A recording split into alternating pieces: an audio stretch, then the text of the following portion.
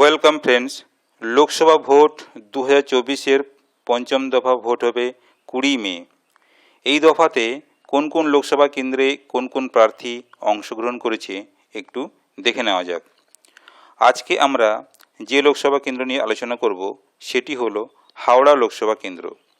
এই লোকসভা কেন্দ্রে যে দলের হয়ে যে প্রার্থী দাঁড়িয়েছেন তারা হলেন বিএসপি থেকে পলাশ বাছার, টিএমসি থেকে প্রসূন ব্যানার্জি, বিজেপি থেকে ডক্টর রথীন চক্রবর্তী, সিপিআইএম থেকে সব্যসাচী চ্যাটার্জি, এসইউসিআই থেকে উত্তম কুমার চ্যাটার্জি, এআইএএম অর্থাৎ অল ইন্ডিয়া আর্য মহাসভা থেকে রাজেশ কুমার প্রসাদ, বিএনএআরপি অর্থাৎ ভারতীয় ন্যায় অধিকার রাক্সা পার্টি থেকে শম্পা দাস এবং নির্দল দাঁড়িয়েছেন 7 জন।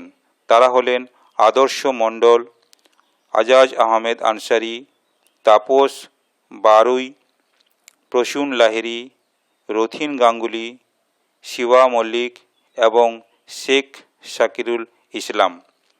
এই হাওড়া লোকসভা কেন্দ্রে এমপি হওয়ার এই দৌড় প্রতিযোগিতায় কে জয়লাভ করবে সেটাই এখন দেখার বিষয়।